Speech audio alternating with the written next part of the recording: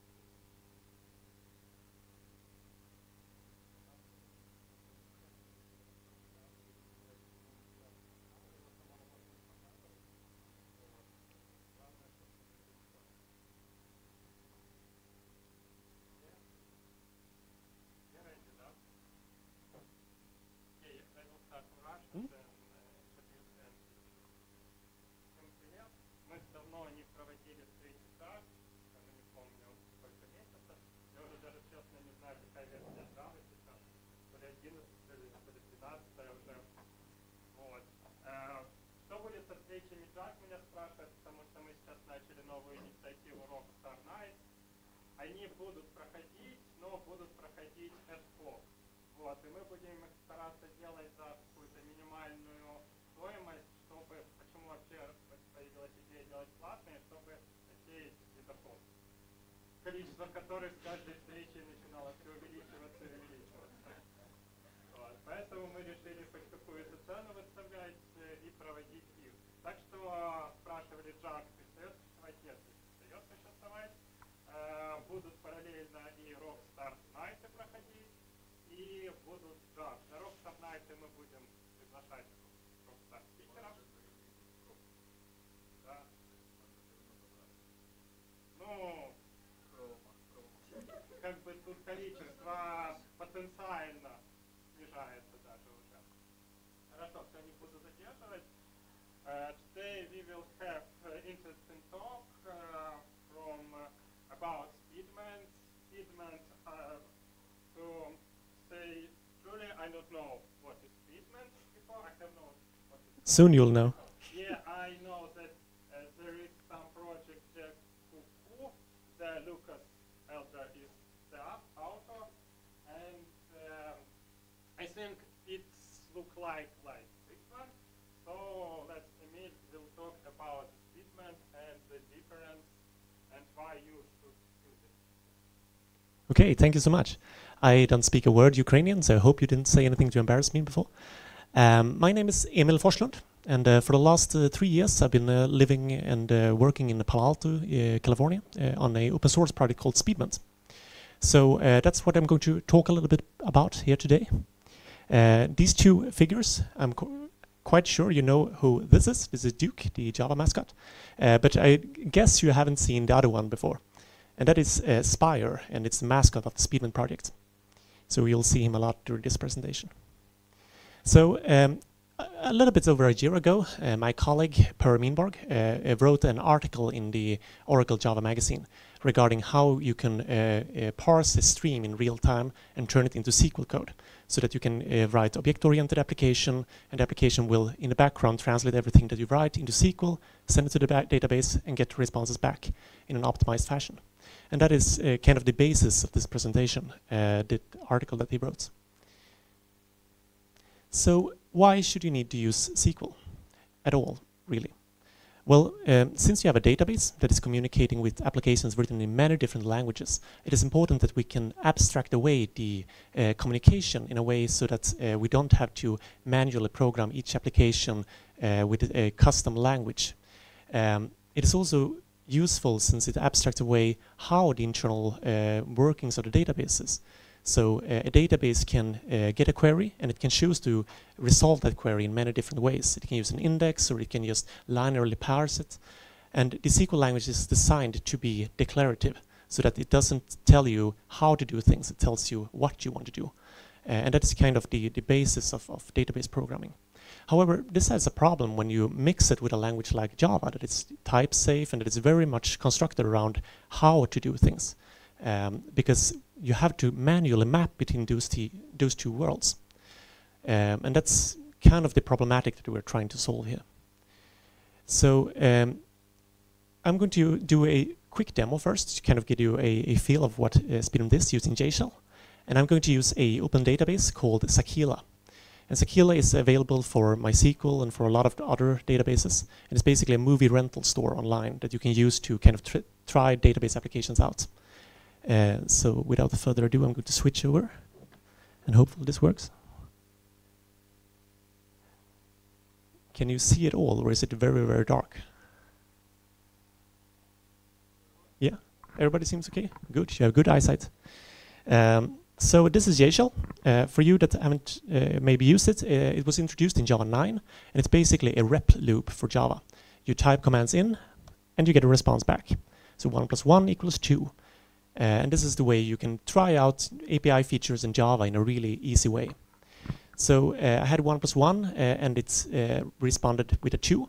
And as you can see, it's created a variable for this, an anonymous variable called $10. So I don't have to manually write the type and the name and so on. It just creates these dynamically. So in the same way, if I want to create an object, I could say list.off, and then 1.2.3.4.5. I'm used to do it with 2 hands. And I will get an array that is immutable, that is stored in a $11. And that is also a new feature of Java 10, I believe, the list.off, that creates immutable constructions. So this is a very easy way. So to give you just a feel of when you would use a stream that's Speedment based on. So if I wanted to count these elements, the like normal way of doing it in Java, since like Java 1, would have been to take $11.size. And it will give me a response immediately. And this is extremely fast. It's just one single memory lookup. There is no performance penalty at all. But still, if you wanted to, you could do this with the Java 8 stream instead. And it would look something like this.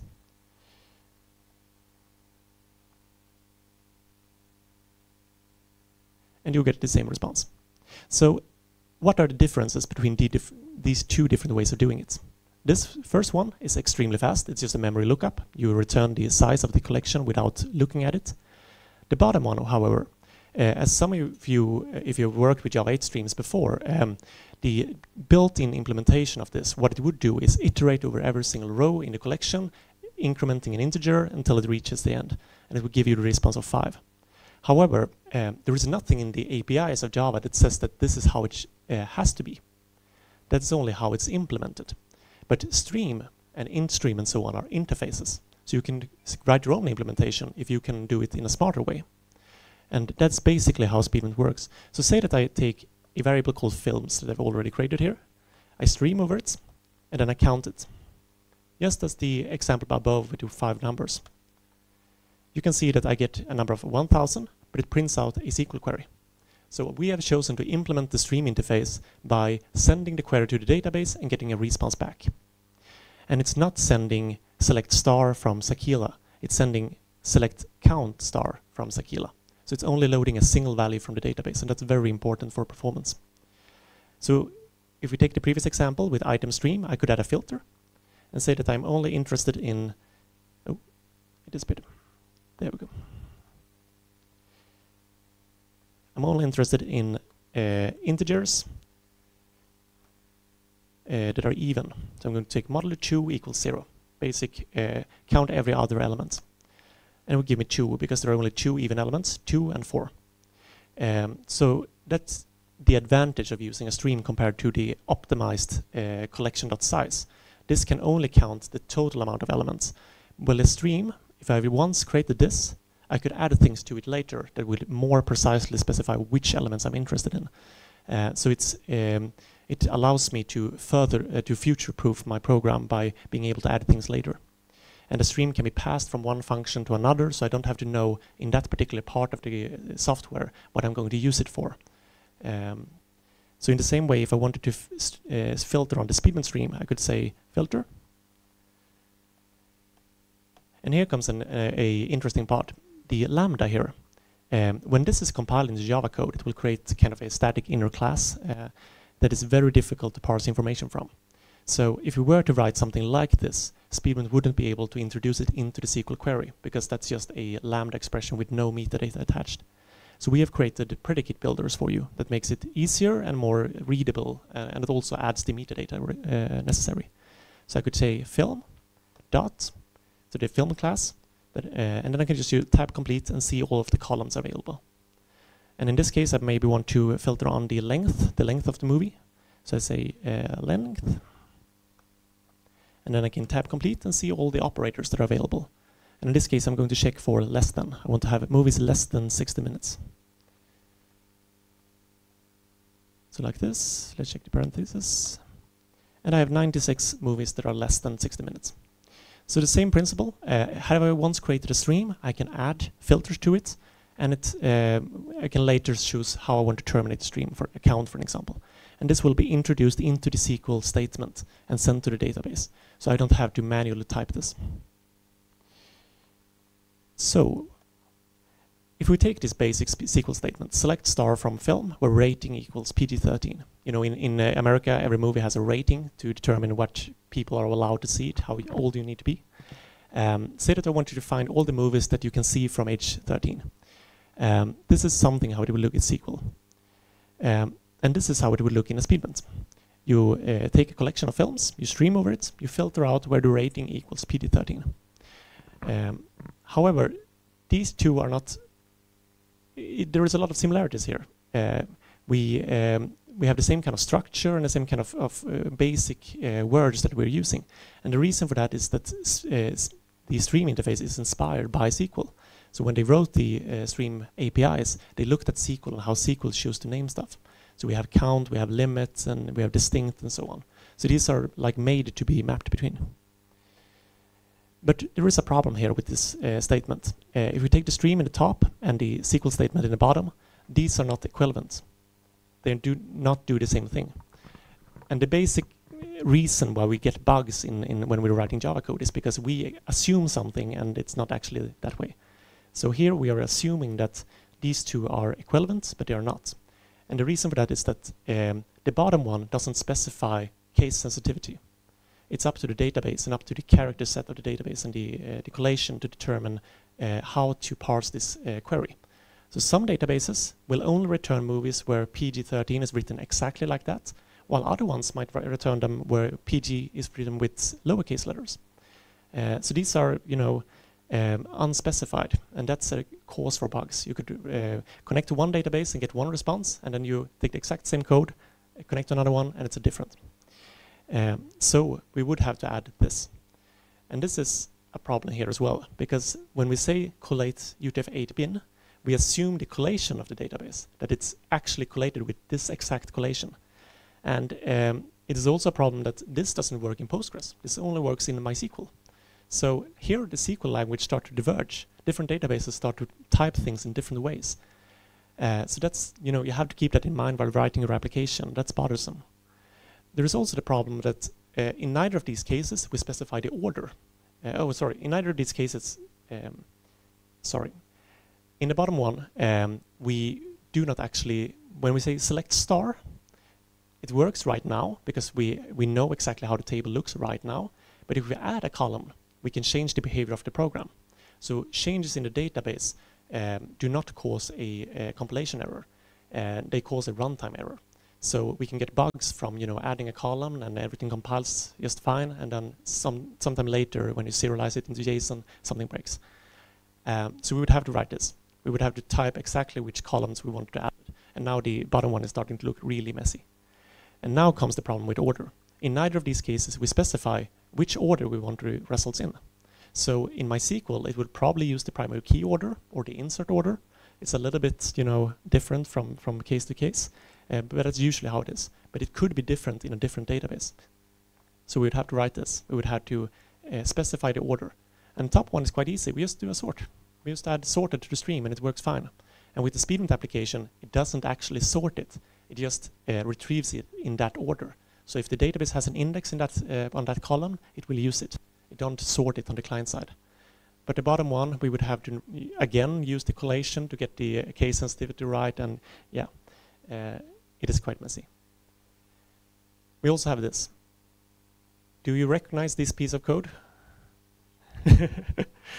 I know that a lot of people just copy-paste this from the web every time they need to write a JDBC application. And that's a problem because, when you copy-paste things over and over and over again, it's a design flaw. It means that the API is not intuitive enough, and that can introduce bugs. So how to write database application? The problem with writing database applications is Java. First, it takes hours because you need to look things up. Secondly, if you use an ORM to simplify this process, you usually have to end up kind of mapping between the database world and the application.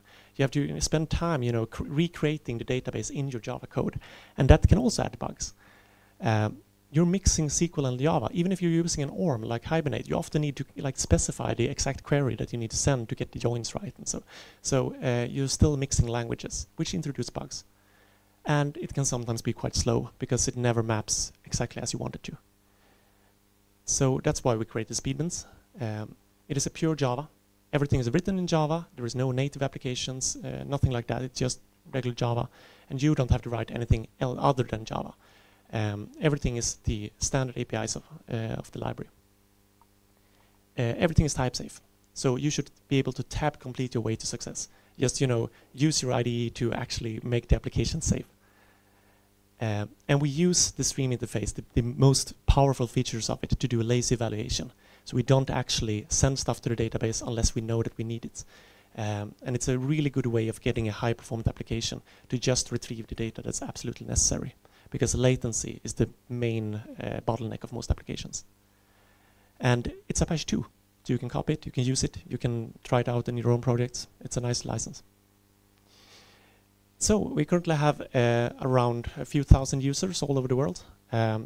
This is the first time I'm presenting this in Ukraine, and we can already see that we had some users when I took the screenshot. So I'm happy for that. Hopefully it will be a little brighter after this presentation. So how it works. When you start a Speedment application, it uses generated code to connect to the database. So this big piece of code that you copy-paste from the web, we generate it for you. We also don't add passwords or anything like that. We allow you to configure that either from a file or from a command line input or something like that. The pipeline of every stream is analyzed before it's sent. So when you add filter, we don't do anything. We just store that information. When you add limits, when you add skips and so on, we just store everything into a builder. And then when you terminate the stream, that's when we do the logic. That's when we look at what is actually needed to parse this query and send it to the database. We can also do smart changes to the stream. So some operations can be moved around in a stream. They don't affect the outcome. So we can move, for example, sorted or filters further to the beginning of the stream if that's more performance. We can remove operations that are completely redundant and so on. And when the data is consumed, we consume it lazily. So we never store it like intermediary somewhere in the memory. So even if you have billions of rows in the database, it still works high performance because it's consuming them as they go along. So expressing queries as streams. This is how a Speedment query could look. We get every movie with a certain rating, and from them we filter out the movies with a certain length, and we count them. So this is no magic interface. This is just the regular interface in the Java libraries. We don't add anything to it. It's only an implementation. So it should work fine with any library out there that uses the stream library. It is fully type safe. So you can tab complete your way to success. You should see a compilation error if you've written something wrong. and your IDE should tell you that it's wrong. You don't have to run the application to find out. Since you have a countdown here, only a single value is loaded from the database. We don't load multiple rows and count them. We don't load one entire row. We just load a single value, and that's very important for performance. And this is something how it would look if you were using a MySQL database, except that we don't actually use the star. And if you're using Postgres, it will look like this. So without changing anything in your Java code, you could just connect to a different database, and it will generate different SQL queries.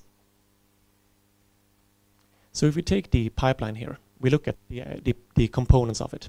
What Speedment will do is that we will look at the first operation and see that this is a Speedment predicate. This is created by a Speedment predicate builder, the film.rating constant variable. So we can merge this into the source query. So the source query was just select star from film, except it wrote out all the columns. And we merge it into with a where rating and collation. And then we add the next filter. And then we can see that the terminating operation itself can also be consumed. So we remove that as well. So this will actually never iterate. It will just load the value and return it. The initialization, copy-pasting code from the web, is not necessary anymore. Because we generate builders for you that are expressive, that say what they're doing. So if your application is named Sakila, we will create a Sakila application builder with well-named parameters that you can configure. So here, for an example, I have a password. I don't use the default password, and that's why I can just add with password. And I can load that from a file or any source. And then to access the actual collection, the thing that we were streaming over, we just use get or throw. And we can access any component in the Speedment runtime by using this. So these are generated automatically. Every configuration that you want to do, if you want to add functionality to Speedment, you can do it with this builder. We have a manager for each table in the database. So the film table will correspond to the film manager. And if this looks like JavaScript for you, it's because Java 10 introduced the var statement. So we don't have to write the type every time. If we wanted to add some extra functionality, Speedment is modular. Because we know when we created it that we wanted to add functionality later. And a lot of users also want to add their own functionality to it. So we made it modular. So you can introduce your own bundles with functionality, and then you can access them the same way you access a Speedment component. So in this case, I've written a JSON bundle that parses all the entities into JSON, and I can access it like this. The lazy evaluation means that in this case, we have a limit here. So even though the terminating operation here is a lambda, it's something that we can't parse, we can't understand what it's doing. By looking at the pipeline, we can see that it's never consuming more than 10 elements. So it doesn't matter that we don't know what the terminating operation is going to do, because we will only load 10 elements from the database that match the filter. We have filter reordering. So if we can see that one filter is more performant than another, in this case, we have a predicate builder. Let's see if I can, down here. That's Speedment can understand this. But the top one is a lambda, so we cannot parse it. So we will reorder these two so that we will filter as much as possible with what we can understand, and then we'll just let the Java runtime handle the rest.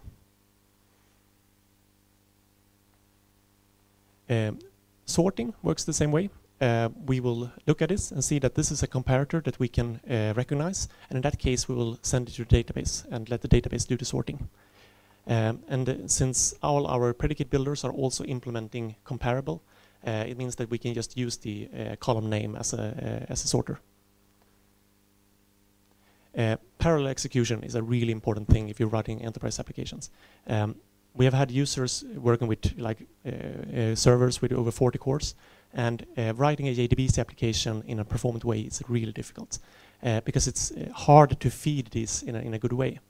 So when we implemented our own stream, we allowed the parallelism to be configurable. So you don't just have to use the fork-join pool and hope it's doing things in a good way. That will be the default way, but you can configure this.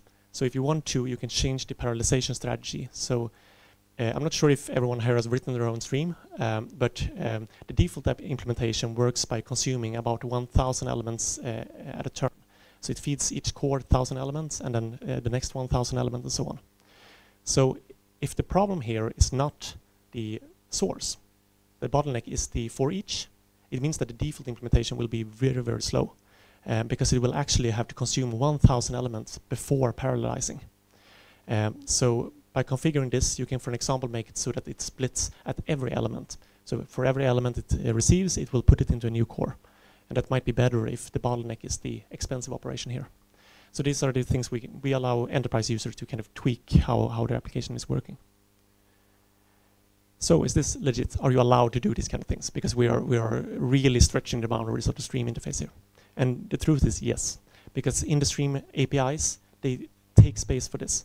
They say that, for example, peak operations or find first and so on might cause some operations to be optimized away. So if you do a find first, it might actually use a different approach for retrieving the value than is the custom implemented one. So you are allowed to optimize these things. And that's why it's really important that when you're using streams, do not have side effects. Do not modify things outside of the lambdas that you're using, because that's against the API of the stream.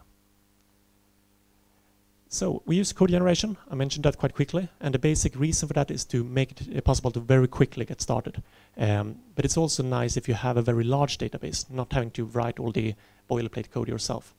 So if you have a film table in this case, we will connect to the database, look at what tables are available, look at what columns they contain, what types you have used when defining those columns, what indexes exist, what foreign keys exist, and so on. And we will build a domain model from that. So you will get something like this. And from working with larger projects, we've also found that it's often quite useful to have interface implementation separation, so that for every entity, you have both an interface and an implementation. So we will generate that as well. And if you want to change these generated classes, we actually, a common fear when we work with generated code is that you're going to press the wrong button and then everything regenerates and disappears. So we separate these into two different packages for safety reasons. So this package will be regenerated each time you run Speedment. So each time you run the Maven goal of Speedment, it will regenerate these packages and throw everything away. The bottom one uses MD5 mapping, MD5 hashes to make sure that none of your changes disappear. So if you make any kind of modifications to these files, they will persist. They will not be regenerated. So it's a way to allow you to know where to put your own custom code. We use a JSON configuration file, like one big master file for all our configurations. So once you have connected to the database once, everything will be stored in an offline file. So you don't have to have a database connection while working with your application. The entire structure of the database, all the tables, columns, and so on, are stored in this file, as well as any custom settings you do. So if you want a particular type to be mapped to something else in Java, you can configure that in the file.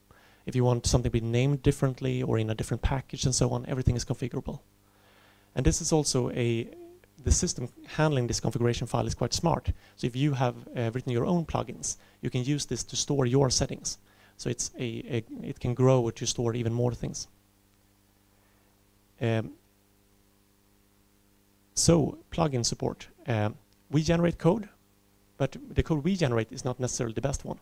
So if you want to, you can generate your own code, or you can remove the code we generate, or you can decorate the code we generate with your own logic. And that's really powerful if you think about it, because Speedment has access to your entire database, the structure of it, and from that you can actually optimize a lot of things. You can avoid retyping a lot of things. Because if you know the structure of the database, you can usually generate a lot of Java code automatically. So we allow you to use our own built-in interfaces for describing how code should be generated to plug in your own generations in this. So if you want to create an enum with constants corresponding to the rows in a particular table, you can do that, and it's just a plugin. So I know that some people using Speedment, they only use this particular module to write their own code generation, so you don't have to use the rest of the ORM. We have some official plugins because we have seen that this is a very common thing to do. So for an example, we have a Spring plugin. So if you want to generate kind of the bean annotations and the configuration files and so on, you can generate that automatically as well. And if you want to, you can use that as a basis for your own plugins to see how it works to plug in custom generation in Speedment. So it's also completely open source, and it's actually bundled with Speedment if you want to take a look at it, how it works. And here's an example of it. It creates a configuration file with the credentials of the database using Spring annotations, and allows you to get an application builder that is the Speedment generated. It creates beans for all the managers of each table, and allows you to auto-wire them into your application. So this is how a REST API could look. It just takes the rating and a particular page, and it writes a stream from it. By the way, how many in here are using Spring? Great, a lot of people. I love it. To make it easy to get the Maven project up and running, because we've also seen that might be a bottleneck for people. It's troublesome to write your first Maven project with a new library. So we created an online tool for this. It's an initializer where you type in what your application is going to be called, what kind of database you're using, if you want any of the official plugins and so on. And we will generate a main file and a POM file for you, so you can get started quite quickly. What it basically does, it's add a Maven plugin. It's called the Speedment Maven plugin, and it's used to connect to the database and generate the domain model from it. That's all it does. So once you have generated code once, you could remove this and just use the runtime libraries. And the runtime libraries is this. And it's very important that you have this type POM down here. It's a common mistake many people do. Because Speedment is modular, so we have modularized the entire library, and it means that you have to introduce the POM file that kind of pulls in all the different dependencies. And if you want, you can exclude one dependency or introduce your own implementation and so on. We don't use any third-party libraries, and that's important because we don't want conflicts with Guava, for an example. So when you're using Speedment, you can be sure that all the code is actually written by Speedment, and it's only modularized for conveniency. It doesn't pull in any third-party dependencies. Launching the tool, you don't have to install anything on your computer. We have a graphical tool that allows you to set up your application.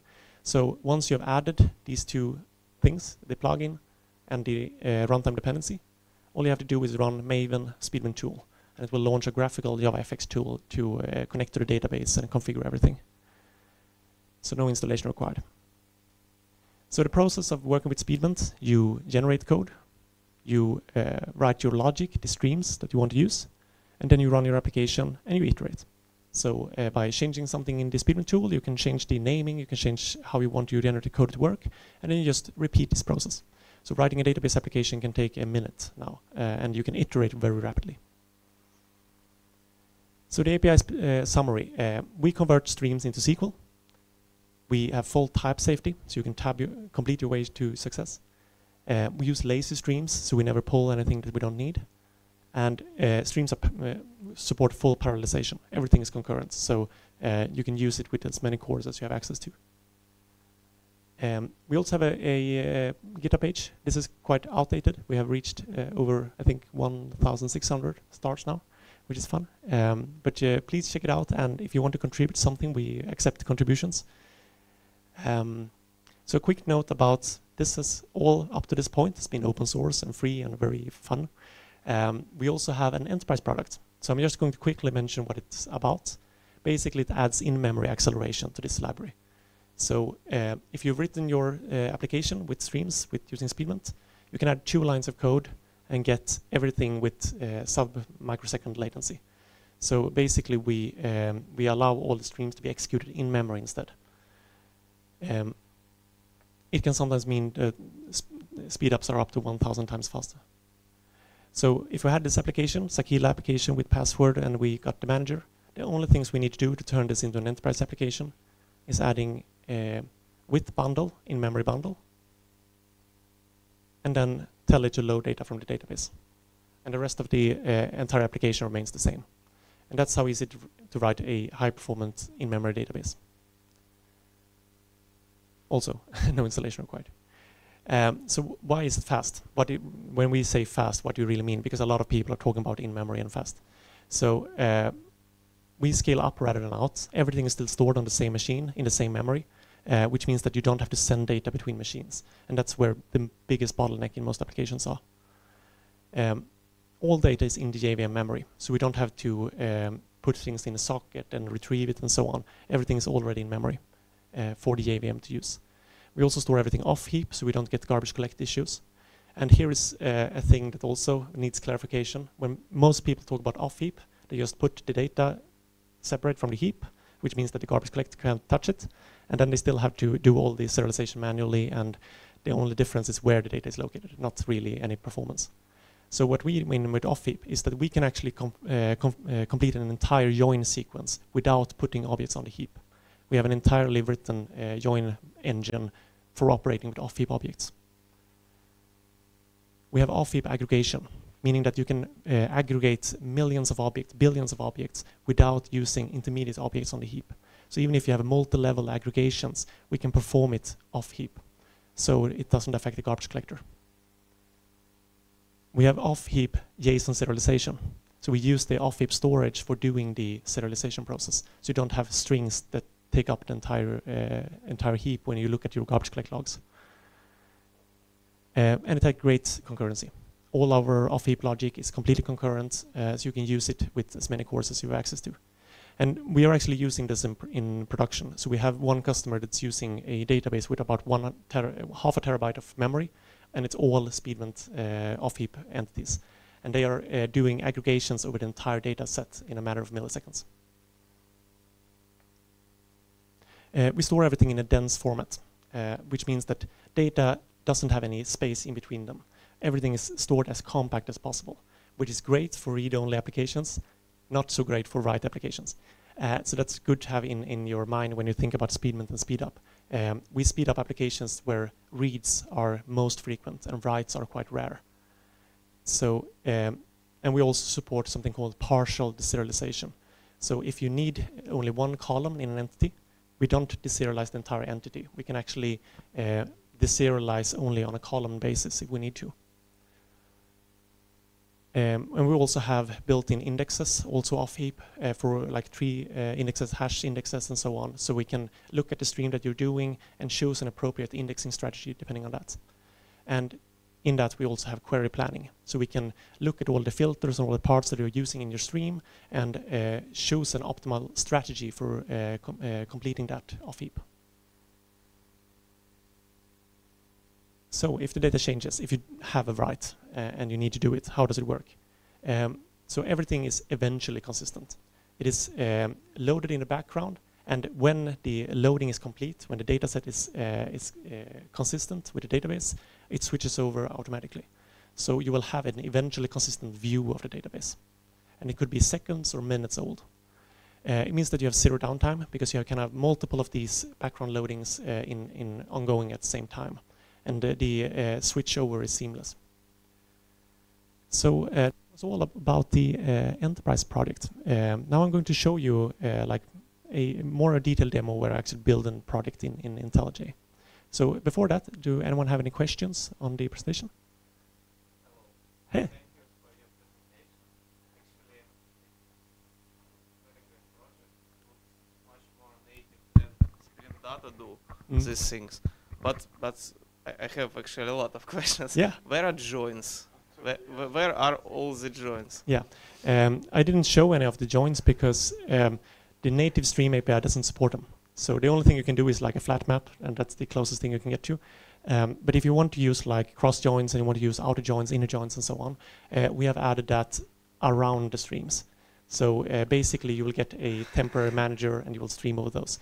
And it's a bit messy, but we have a lot of examples on it. So if you would like to learn that, you can look at Speedment documentation, and we will have multiple examples on how to do that. Okay, thanks. And also, a lot of databases has their own native functions, which are really useful sometimes. Yes. MySQL, Oracle has some special functions. How we can use it in our code with this way, how when we use Speedment, how we can add some native queries, for example. The design philosophy in Speedment is that you should be able to run the same application on all databases. So we haven't added support for native functions. Yeah, but so if you want to do it, you could write a plugin that changes the SQL writing That's what you would need to do. But the default Speedment, the design philosophy is that run once, deploy everywhere. So we haven't had this. I guess Hibernate on the beginning has the same philosophy. Yeah. Thank you. Okay. Yeah. Hi, I want to ask you about you showed us example which uses Maven. Do you have Gradle plugin? And we don't have an official one, but there is an open source user that created one. So we have linked to it in our GitHub. Okay, another question is about integration with the Spring. For example, if I use in my application annotation-based transaction management, and I want to execute like native SQL query, for example, JDBC template, insert, and so on, and in the same transaction, for example, select with Speedment. Will it roll back transactions and so on? How it's integrated? We're basically just translating everything to JDBC. So if you do it correctly, it should work, because Speedment only takes what you write and converts into a prepared statement and sends it. So if you have wrapped everything correctly in a transaction, it should work. We also have our own transaction API if you want to use just Speedment. But in that case, it only works with the streams, so you can mix in your own SQL. So if you're used to using that kind of approach, it should still work with Speedment just as a translator from the stream to SQL.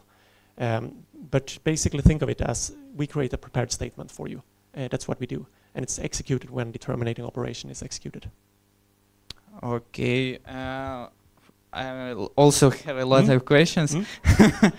About, for example, do you have like plugins for IDE, for some code analysis and so on? No. The only thing we have is the Maven plugin, but for code analysis, I would recommend IntelliJ, the default stream optimizations, because they work really well with Speedment as well.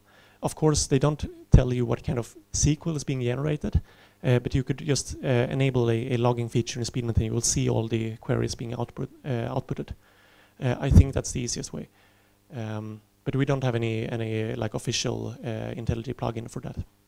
And the question about logging, do you have like, what kind of logging do you use? Like you show the parameters that are used in a select query. Another question, I'll ask several questions for easier. See if I can remember them.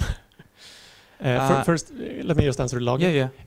Since we don't want a third-party dependency on like Log4j or something like that, we have our own logging library, but it's very easy to kind of plug into an existing logging library. So we basically did it as a design decision to avoid all third-party dependencies. Like you say, you can turn off logging for like an individual manager or an individual component in Speedment, and you can see exactly what SQL queries are being generated.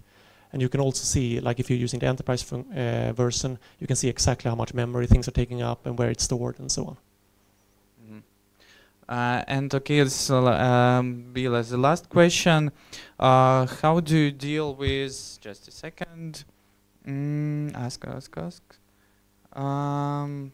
You said that with the Speedment we like don't use SQL, but for example for persisting that data we use SQL, and the benefit, in my opinion, of using native SQL is like you can tune it all the time because you can analyze directly the plan of this SQL query. And I'll ask a question that do you like, maybe better say, promise that all the time the queries that is will be generated will be the same? The question is connected with plan analyzing of SQL query. Thank you. So that was two questions. First, regarding persistence, we have a very, very rudimentary persisting, and it's just there because a lot of people expected it to be there. So you can persist, update, and delete objects. It isn't advanced, and we actually recommend you, if you want to do query like planning your inserts in a good way, you should write that with SQL. And that's okay. You can have some parts of your application using SQL and some parts using Speedment. There is no conflict there.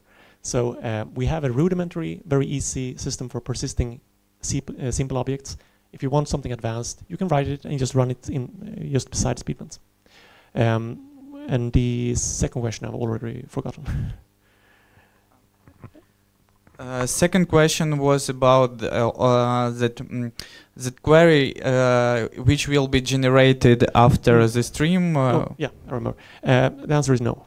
We do not guarantee that it will be the same.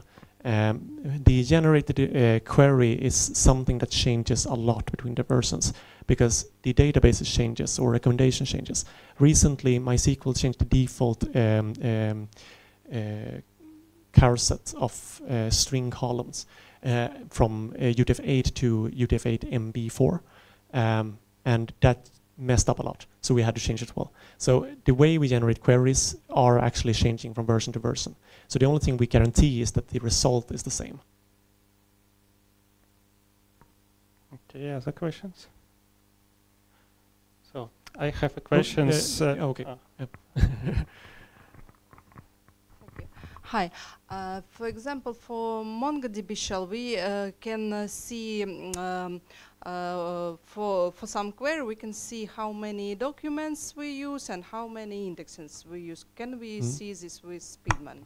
No, we don't support MongoDB as of now because we have chosen to aim towards databases with a very well-defined schema structure, since we use Cogeneration from that. I have started a kind of a side project with MongoDB to generate that. So there is a half-done project that you could look at, but we have no official support for it. Okay, maybe some questions. Can I see how many, not document, how many tables and how many indexes I use? Can I see the speed? Yeah. Yes. Yes, exactly. Yes, there are something like execution plan in MongoDB, but for SQL. We have talked a lot about that, but what we've kind of always ended up with is that we can't really create a better tool than what is already available for the databases for that. So we could have written a tool, but it would probably be not as good as what is already existing out there. So I would recommend that look at a great tool for doing that with the database, and just think that all we do is translate a string into SQL. From there, you could use all the same tools as you are used to with SQL.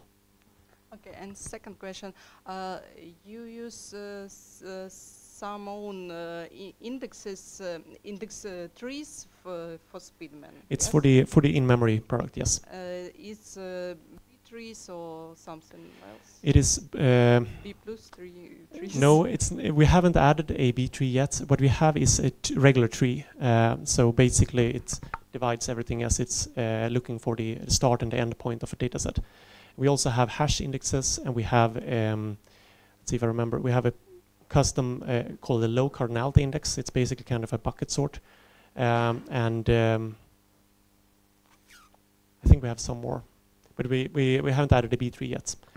From a performance standpoint, we are beating the MySQL B tree implementation. So if you just measure the amount of time we take to find results, we are faster than MySQL. So we've kind of not optimized further, but we could, of course, introduce a B tree as well. Thank you. Thank you for your presentation. So the question is, you mentioned multiple times that Speedment supports very well concurrency, and you showed the piece of code with Parallel. Can you elaborate a little bit more how the Speedment actually execute this concurrent? Yeah. How do you load or what? So basically, depending on the parallelization strategy, we will look at how many cores you have available, and we will start that many connections. So we will start connections in parallel and start loading data from them. We then will use the regular fork join pool for handling the actual computation. However, we have a configurator that you can use to select how incoming entities are divided amongst these available tasks. So the default behavior, like it is in regular Java, is to take 1,000 in a sequence, put them in one core, take 1,000, put them in the next, and so on. But you could tweak that down into like 100 or 10 or one single per, depending on how expensive the actual terminating operation is. That's just the open source part. In memory, we're using a lot more since, of course, with often you need in memory to be able to really utilize parallelism. And what we basically have done there is to separate, we use something so-called CQRS, concurrent command queries responsibility segregation. So we have some logic handling reads and some logic handling writes. And you never, every piece of storage internally is immutable once it's created. So we rather create a new storage when we want to change something rather than changing the existing one. And in that way, with immutable collections, you always have concurrency and without doing any locking or synchronizing. So that's basically how the enterprise function handles that. Did that answer your question? Yeah, a little bit, yeah. I can say the parallel JDBC loader is quite complex. It was one of my colleagues that wrote it. I haven't, dared to go into that code because it's black magic, but it's working really well. So if you want to, it's open source. You could steal it, but I didn't understand it. Okay, as I understand, you're doing a lot of stuff on the server side. Why you decided to do this on the server side with already getting data and don't put it to the DB side? Because DB is optimized for parallel query execution, aggregations, and so on.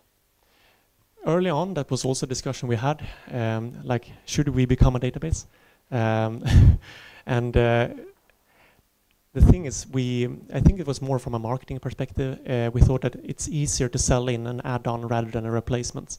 And by doing it like we are doing right now, we could fit any kind of relational database.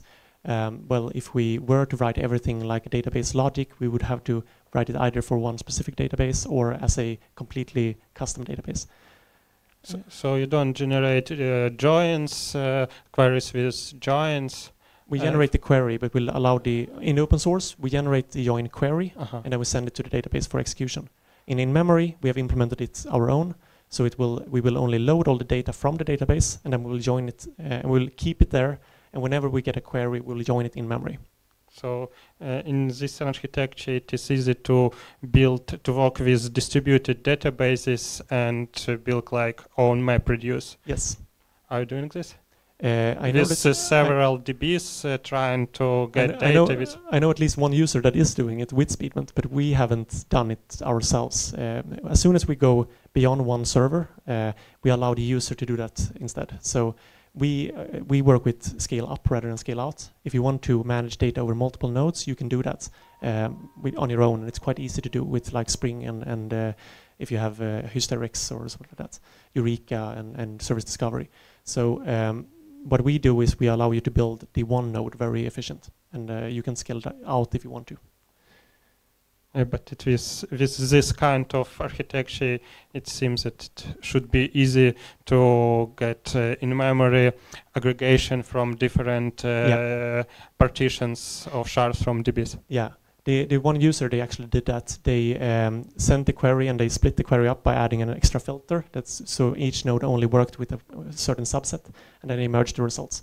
And I think they were operating on the flight data of, it was an airline in the US, and they operated on all the flights of like the last, I think it's year, every single ticket sold, and they aggregated all that down into one single analytic query and got a response in like 5 milliseconds.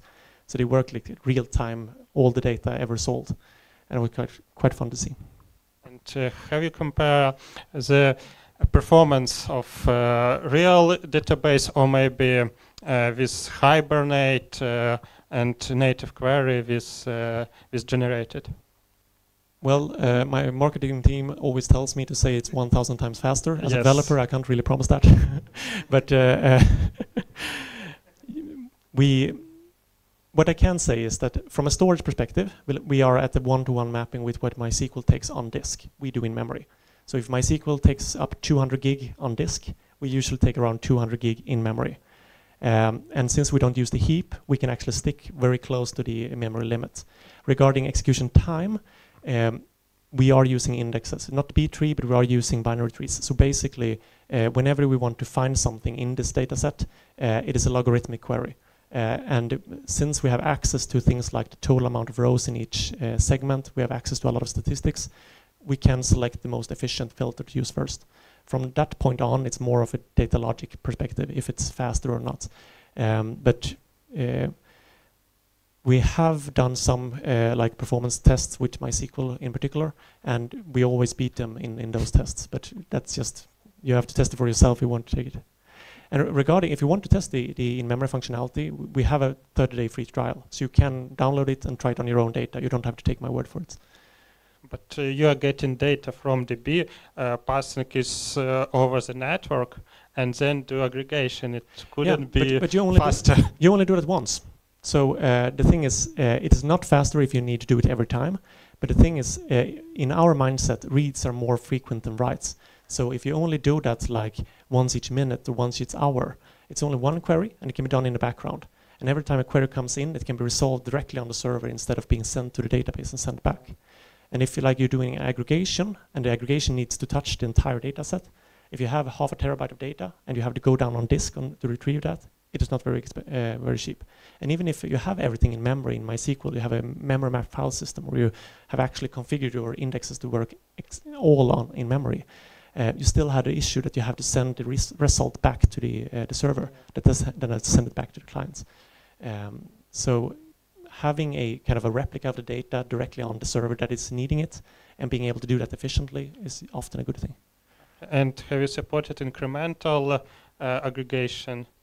Incremental aggregation? So if one additional row will appear, you shouldn't recalculate all of this. No, it's not supported. You would have to write that out of Speedment outside. And maybe my last question, sorry. Mm-hmm.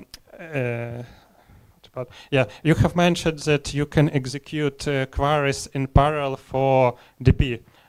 So you should partition your queries for different segments of DB.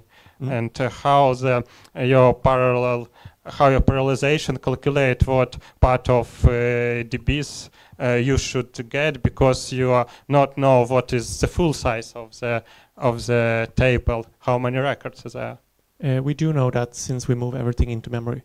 So the entire data set is present in memory, and therefore we have a very good understanding of what kind of filter would need to be segmented in what way.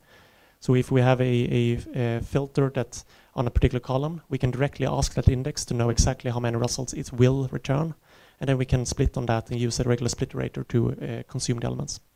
So we can consider Speedment is a high throughput, high very speed cache of relational DB for execute queries. Yeah, you could think about that. Okay. But a word of warning here. When you talk about caches, a lot of people think that we store the result from one query that we've seen before.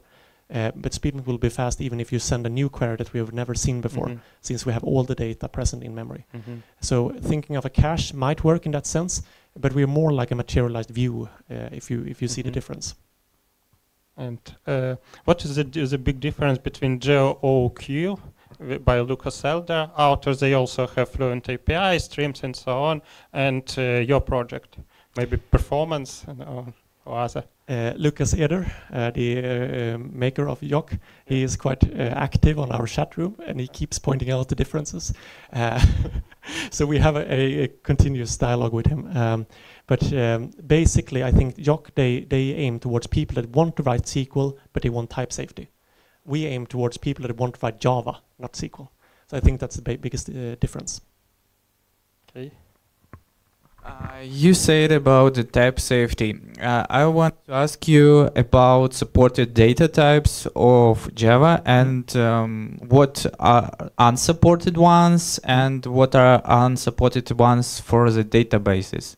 For example, timestamps, JSON data, and so on. Yeah, the supported ones are basically all the JDBC types plus like Java 8 times plus like some more.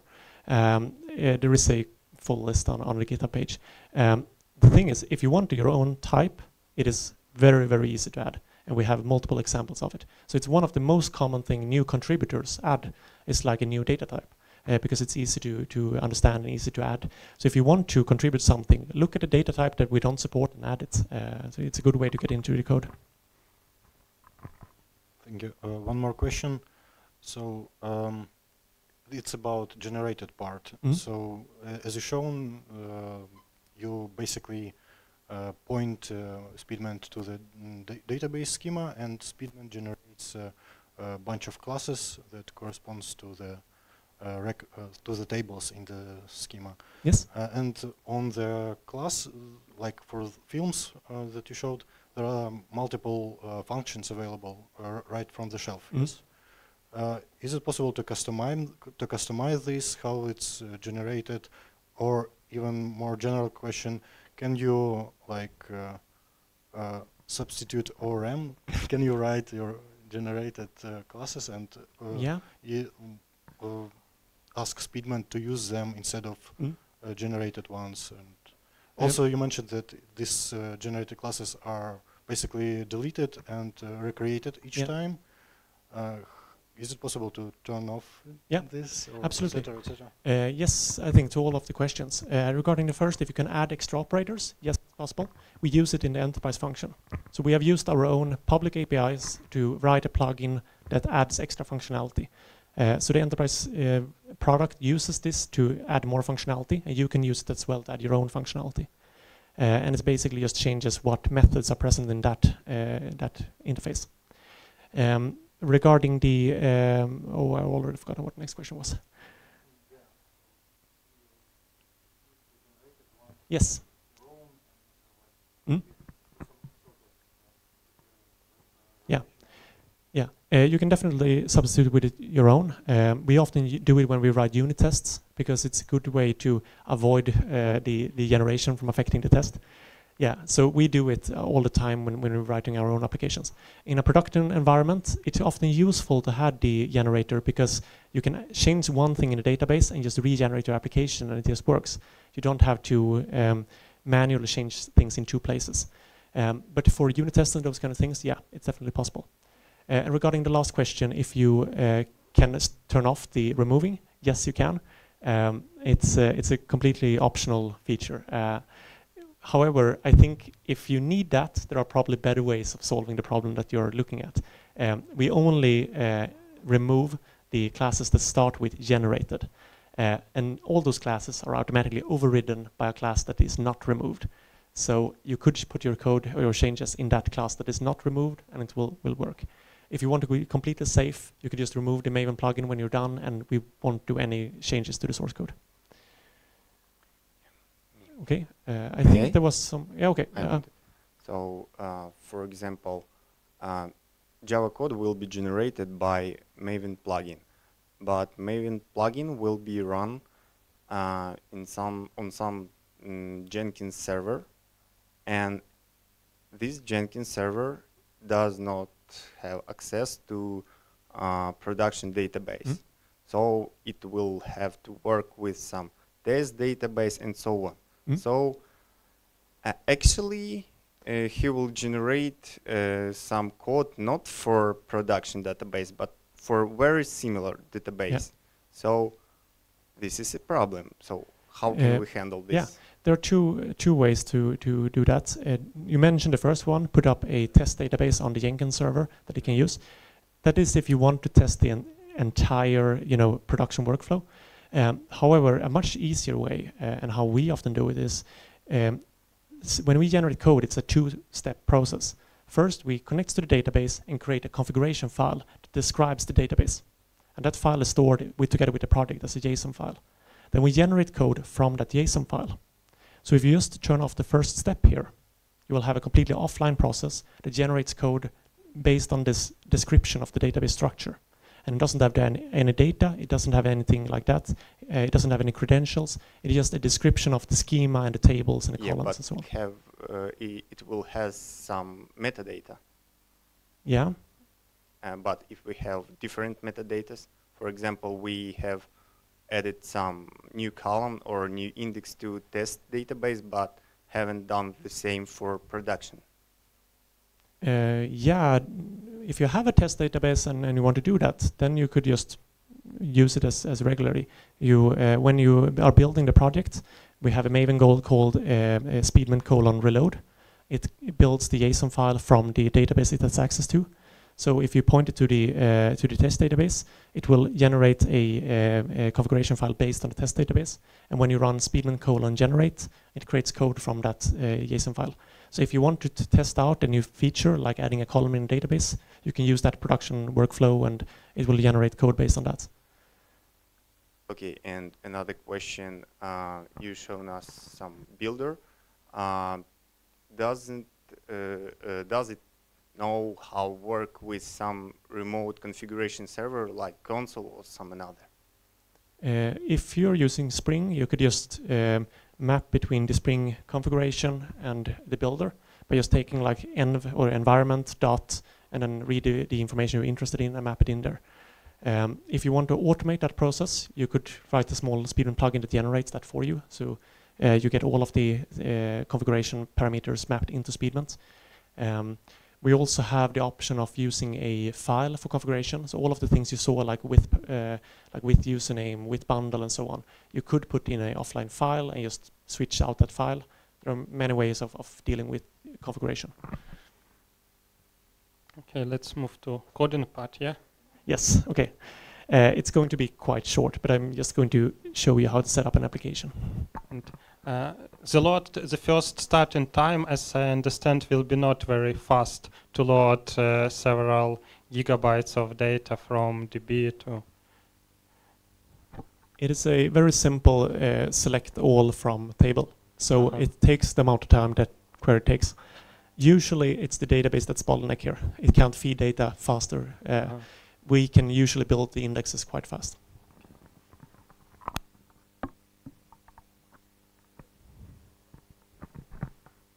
Do you load the data when you start working with the Speedment, or when the first query is implemented? We allow you to tell it. So this is the example application where we had just an open source application with a password, and we got the manager, and then we streamed over it. Making it in memory is just adding the bundle, and then the bottom one, app getters row data store component load. That is when the data is loaded. So you can choose to call that whenever it's convenient for your application. And you can also reload data using this method. Did that answer the question? Yeah. So let's see.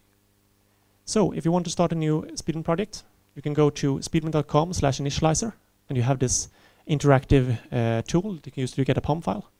So I'm going to select I have a MySQL database. I'm going to use Java 10. I want to enable the enums plugin, which is an official plugin for generating enum constants for all enum columns in the database. I'm going to name this com Speedment example, and then we take Ukraine 2010. 28, yeah. So we have a group ID, artifact ID, so we can just copy-paste this POM file. And then we start IntelliJ.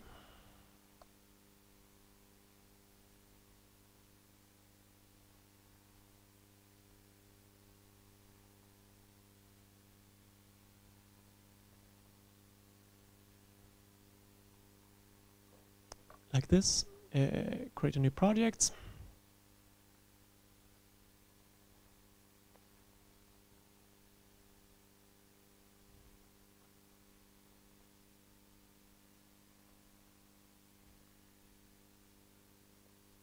Doesn't really matter that it doesn't match exactly. So like this, we just take all, we just put in the generated POM file from the website. And you can see that we have a Maven JDBC dependency connection. We have the Speedment runtime, and we have the Maven plugin. And since we enabled the enum plugin, it is automatically configuring that.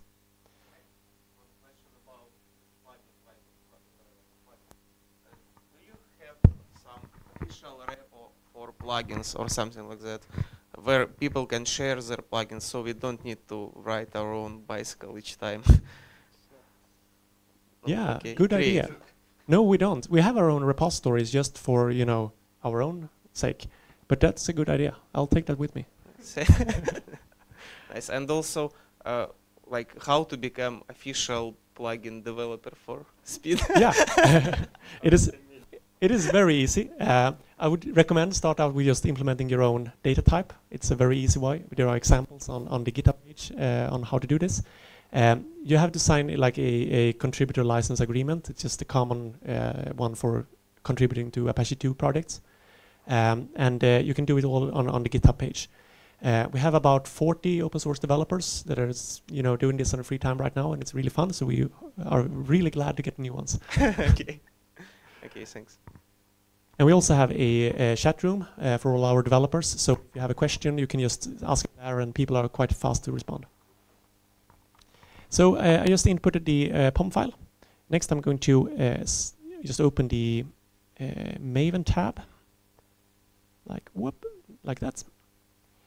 And under plugins, we see that a Speedment plugin shows up. And this is not installed in IntelliJ in some way. It's not on my local computer. This is just parsed from this Maven plugin. And if I expand it, you can see that I have a lot of things. I can clear the generated code. I can change individual things. But the most common one that you're going to use is Speedment : tool, because that does all of the things, but in a graphical environment. If you want to use Jenkins to do these things, you can do everything manually using the other commands. So the first thing you get is connect to database, where you can enter the credentials. And these are never stored anywhere. They are just used in a local session. Select the database name, and it's Aquila. And now I can see my database here. And on the left side, if I just collapse these, you'll see that I have all the tables in the database, some views down here. And if I look at the film, you can see that I have all the columns, foreign keys, indexes, and so on. So that is the domain model. And if I just save this and go back, you'll see that I, in the project, have one single file now. And it's the speedment.json. And this describes the entire database structure. So I don't have to have a database connection from this point on. And then we can press generate using the default settings. And it will generate the code for all the tables. So here we have now a project, and we have the different tables here. And we can look, and we have entities and managers and so on. So if you wanted to write a quick application, I can just create a main file. Like this.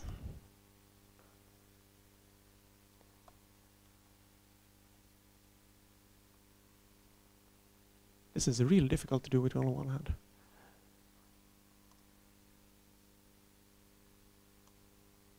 So,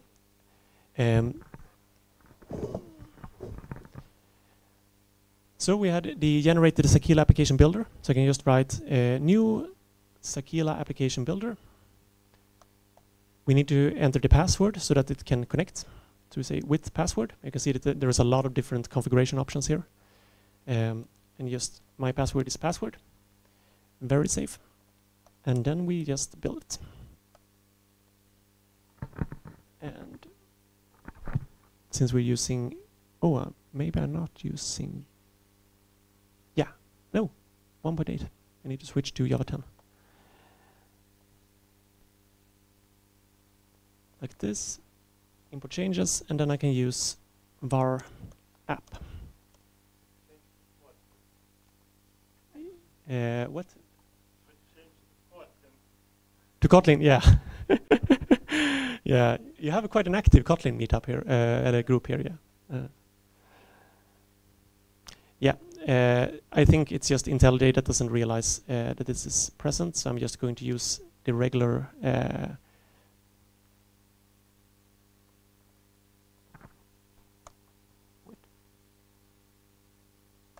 there we go, introduce local variable.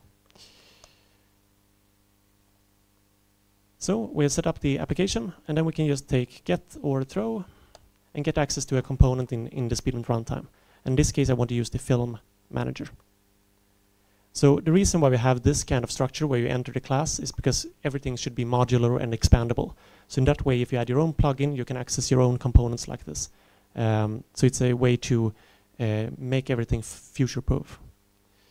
So then we're just going to create a local variable for that as well. Something like films. Let's close these down so we can see something. And then I can just take films dot stream type complete dot count.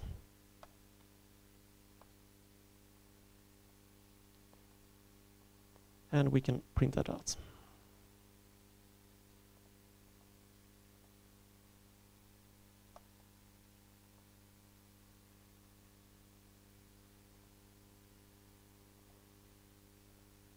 So JShell is a bit faster for doing this.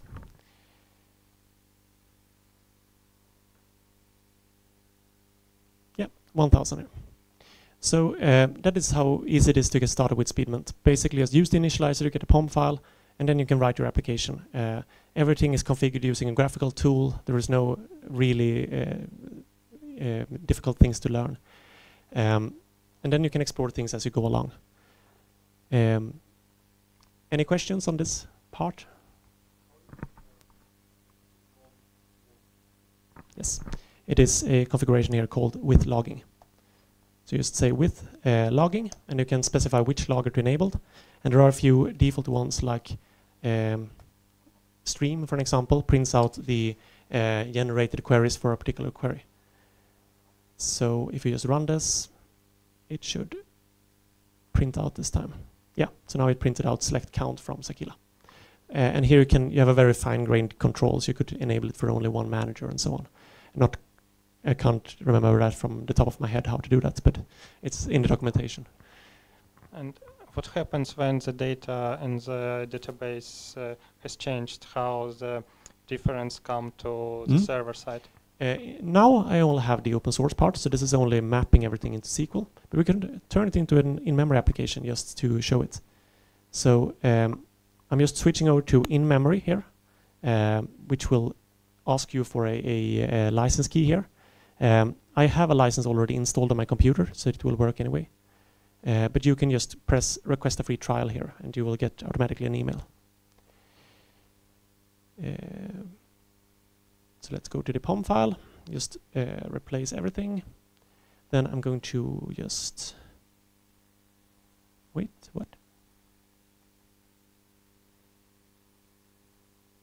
Oh, it didn't copy.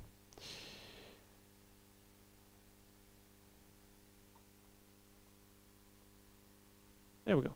So now you see it adds the enterprise repositories here, and we have a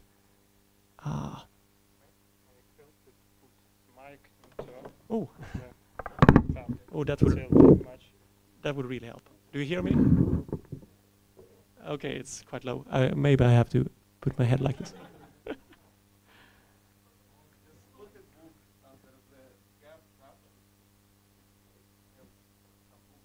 Books? Do you still use books? We can put a stack of computers here.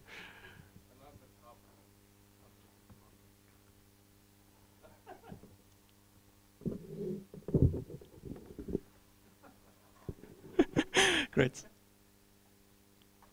But is it have notebooks, please put?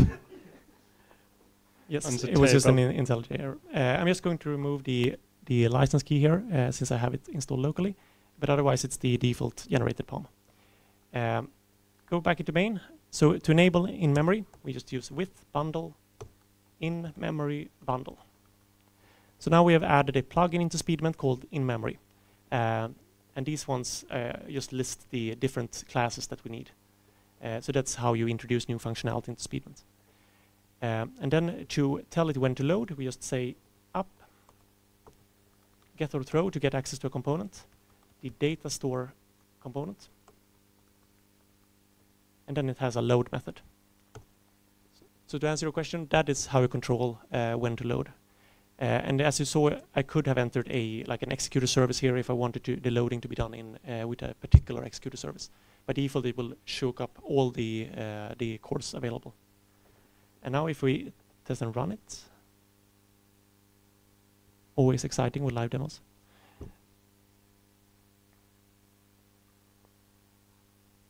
Oh, I didn't regenerate the project. That's the problem. So, and then we just press Speedment generate.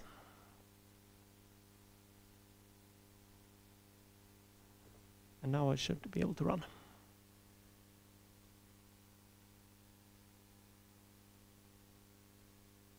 No, still. Let's just do a complete reload first.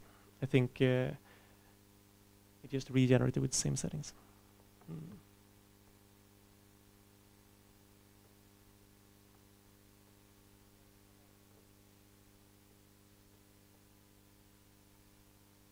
Yeah. The reason is I have a password for my database, so when it reloads, it tries to use the default password and not the one I entered, since it doesn't store it. But if we go in here, it will ask us for the password.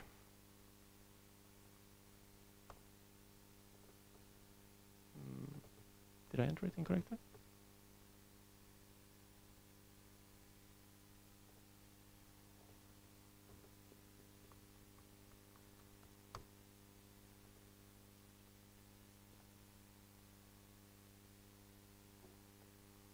No suitable driver found. That's weird. I mean, it has the...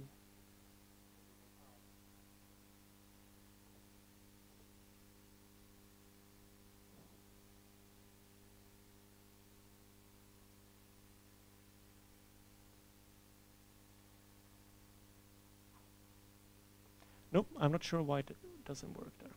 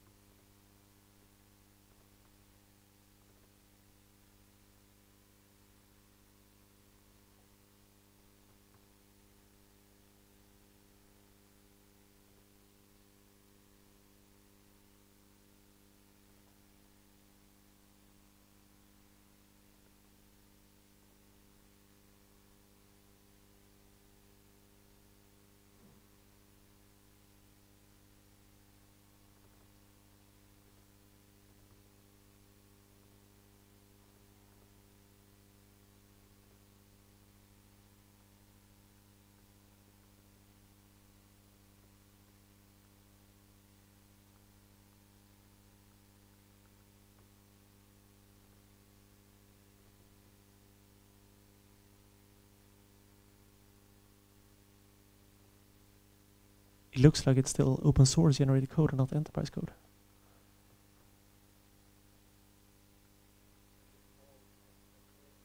Yeah. The classical clean install. So now every generated code is removed. We just regenerate. Let's check the project.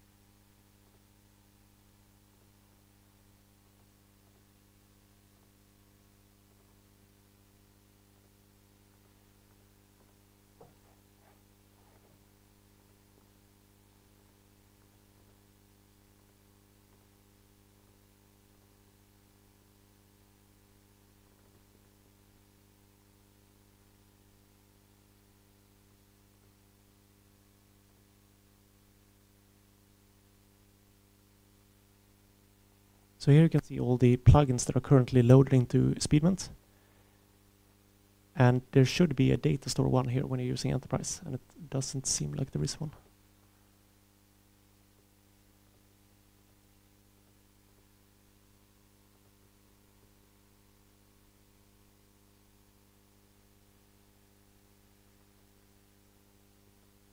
Okay, it's probably an IntelliJ thing. I think when I didn't reload it here, so it still used the old plugin even though I changed it.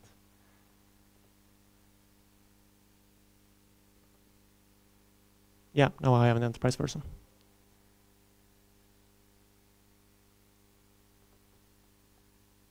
Yes, this looks like an enterprise. So even though I changed the POM file, IntelliJ didn't recognize it, and it used the cached POM file when launching the tool.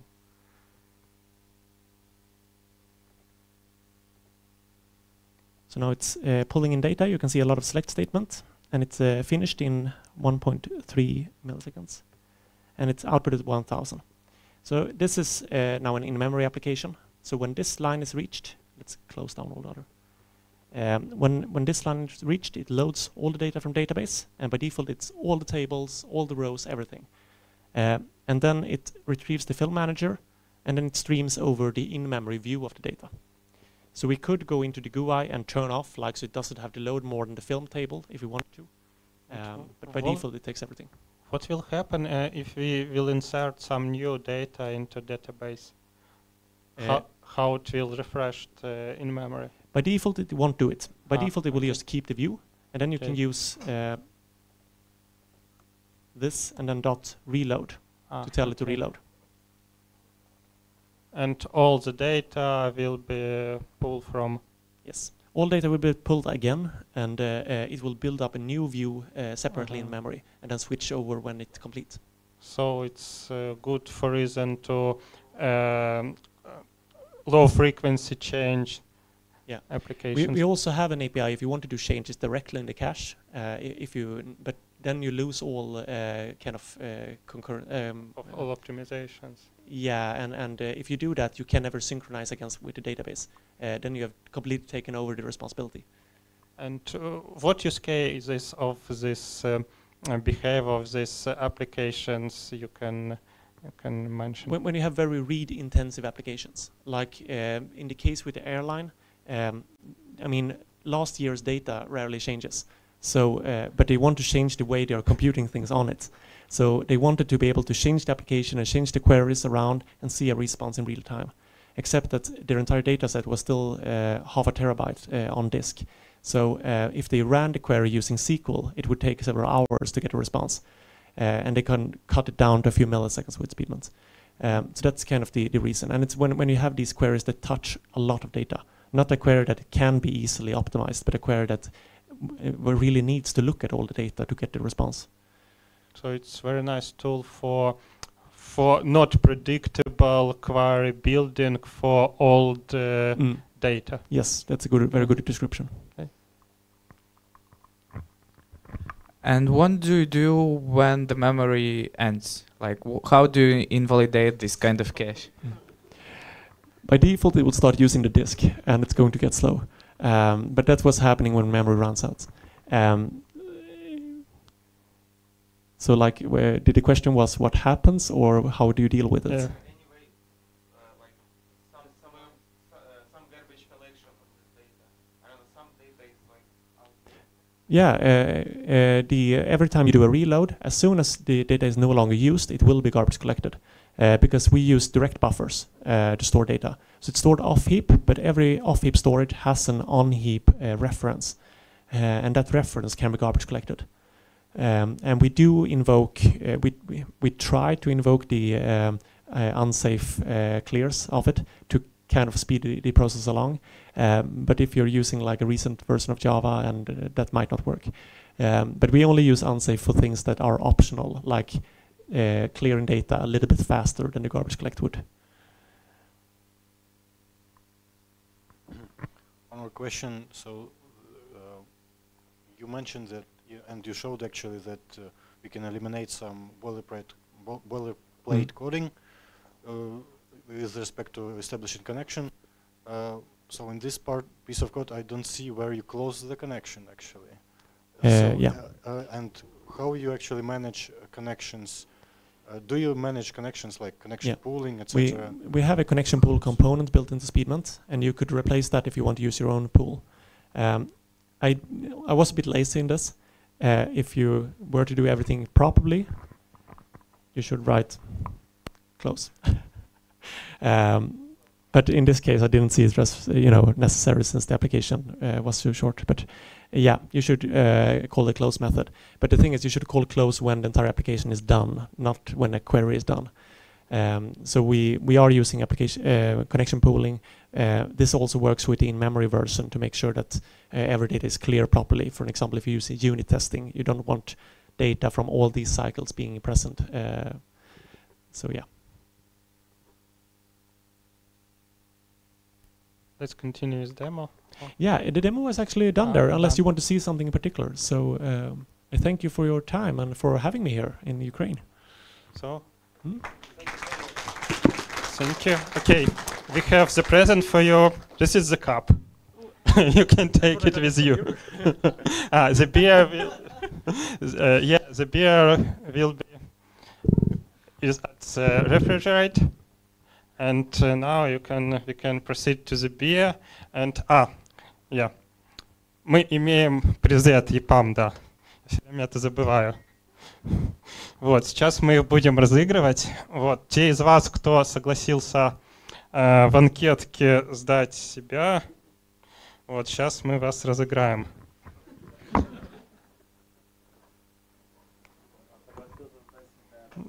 Ну, сдать свои контакты.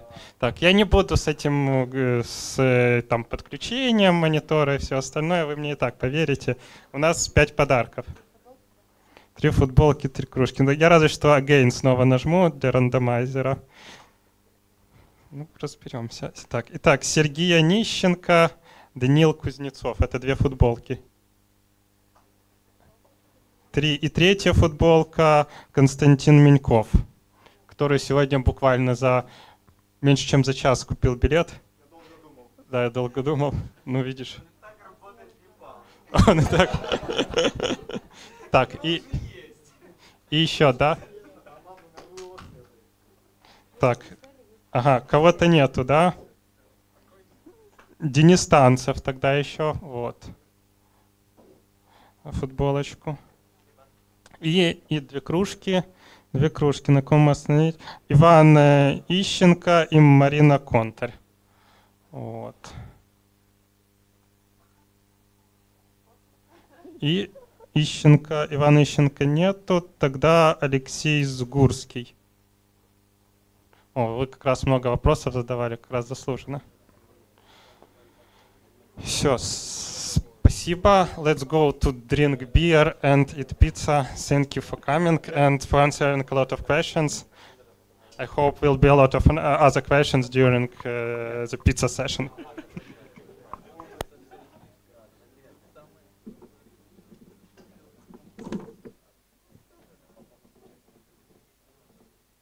Is it a startup project? Yeah, we have. It looks like some startup. Yeah.